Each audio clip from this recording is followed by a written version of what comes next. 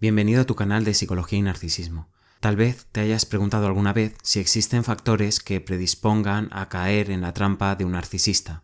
Tienes que tener en cuenta que da igual el nivel académico, el trabajo que tengas o cualquier otro aspecto para caer en las garras de un narcisista. Cualquier persona puede hacerlo, por lo que más que factores que predispongan, existen factores de riesgo que hacen que el abuso recibido sea peor, con peor curso y peor pronóstico. En este vídeo vamos a ver 5 factores de riesgo que te ponen en desventaja frente a un narcisista. Pero antes, si eres nuevo o nueva en el canal, por favor suscríbete y dale a like para hacer que el vídeo llegue a más personas. Muchas gracias.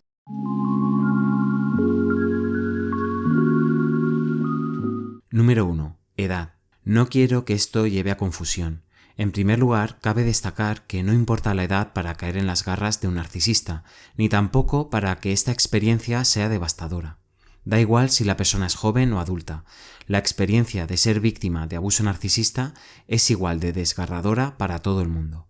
Sin embargo, sí que es importante señalar que en la psicología del trauma, la edad es un factor fundamental que va a tener un importante papel en el impacto del trauma en la persona. Por lo general, a menor edad, peor desarrollo y pronóstico, ya que menos recursos tiene la persona para afrontar este trauma. Por ejemplo, no es lo mismo que le pase a una persona por primera vez a los 20 años que a los 40. Aunque es una experiencia devastadora por igual, la persona joven todavía está configurando su personalidad y afianzándola en el mundo. La persona más adulta tendrá más recursos con los que contar, aunque por supuesto esto es una generalización de la psicología y después siempre hay que analizar cada caso en particular. Tampoco es lo mismo tener la primera experiencia de abuso narcisista a los 20 años que nacer en el seno de una familia narcisista, por lo que todo ello va a ayudar a configurar en muchas ocasiones la personalidad de la víctima que sufre este tipo de abuso y va a incidir en la posterior toma de decisiones, intentando por ejemplo complacer a los demás desde pequeños o jóvenes para evitar la ira narcisista de un padre o madre narciso. Esto hará que no solo el desarrollo, sino también el pronóstico en cuestiones de relaciones futuras y estilo de apego quede condicionado por la edad que tenía la víctima en cuanto a la primera experiencia de abuso narcisista. Número 2. Ingenuidad. La ingenuidad es una cualidad que se está perdiendo en la actualidad. Se define a las personas ingenuas como personas que son sinceras, candorosas y sin dobleces, y que actúan sin tener en cuenta la posible maldad de una persona o la complejidad de una situación. Seguramente muchos de vosotros os identifiquéis con esta cualidad y habréis sido testigos de cómo este valor se está perdiendo cada vez más, viéndose en la sociedad como una debilidad. Y si bien es cierto que la ingenuidad es algo maravilloso propio de los primeros años de juventud, aunque hay quienes conservan esta cualidad toda su vida, no es menos cierto que es un rasgo que te pone en riesgo frente a un narcisista o psicópata. Muy probablemente a la mayoría de personas víctimas de abuso narcisista se les ha educado en valores, en que la gente es incapaz de mirar a alguien a los ojos y mentir sin pestañear, por ejemplo, o que cuando juran por la vida o la madre de alguien lo hacen de verdad, de corazón. ¿Cuántos disgustos nos hubiésemos ahorrado muchos si junto a esa educación también nos hubiesen enseñado y advertido que hay gente mentirosa que es capaz de mirarte a los ojos y mentirte sin pestañear? Qué tarde que aprendemos muchos de nosotros esta lección. Bien, la ingenuidad, por tanto, es otro de los factores de riesgo, muy altos he de decir, cuando tratas con un narcisista, por lo que es necesario quitarse muchas veces esa venda de los ojos y ver la realidad tal cual es, por muy dolorosa que ésta llegue a ser, o simplemente pensar un poco más allá. Esta cualidad es algo que los narcisistas arrancan dolorosamente de sus víctimas, contaminándoles con sus propias inseguridades. Número 3. Falta de información. Cada vez hay más información al respecto de los narcisistas y de cómo el narcisismo está en todas partes, configurando el mundo actual, ya sea en vídeos, blogs, libros, etc. Es importantísimo tener información actualizada sobre este trastorno para tratar a las personas de tu alrededor día a día.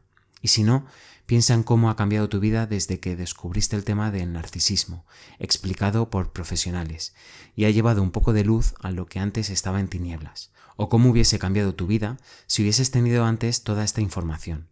Como se suele decir, la información es poder, y la falta de esta es otro factor de riesgo ante el abuso narcisista.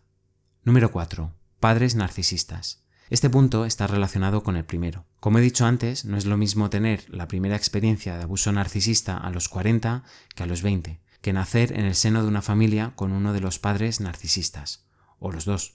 La personalidad es algo que se forma con parte innata en las personas y otra heredada por el ambiente. Las experiencias previas de vida van a ser un importante factor a la hora de configurar esta.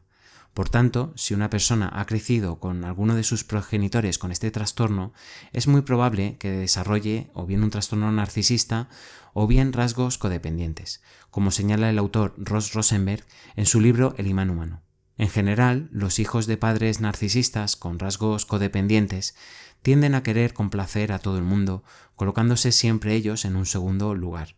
Esto va a ser el caldo de cultivo perfecto para que en el futuro esta persona se relacione con personalidades narcisistas, ya que por un lado, a simple vista, va como anillo al dedo con este tipo de personalidades, y por otro es lo que conoce y le resulta más familiar a la víctima, por lo que se vincula con este tipo de personas pensando que es lo normal, lo que él o ella ha vivido en casa, y normaliza situaciones de abuso que no son normales.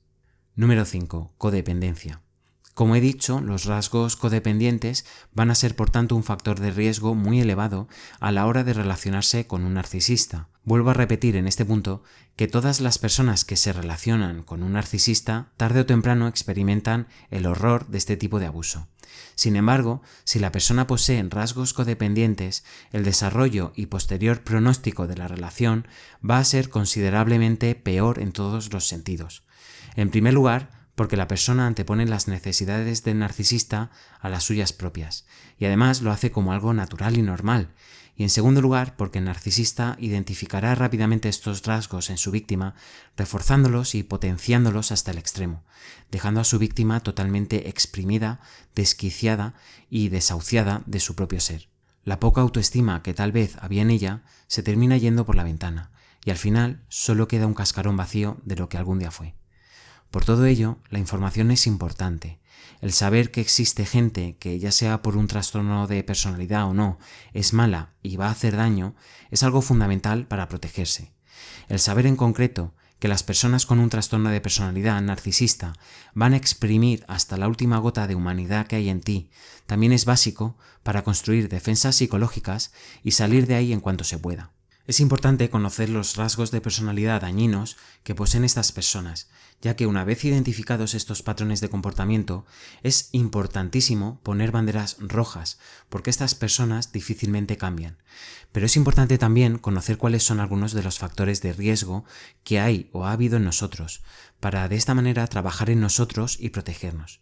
La información es importante en cualquier caso. Bueno, y dime, ¿te has identificado con alguno? ¿Viviste alguna experiencia de abuso narcisista a una edad muy temprana? ¿O tal vez la llevas viviendo desde la niñez? ¿Consideras que antepones las necesidades de los demás sin muchas veces reparar en las tuyas propias?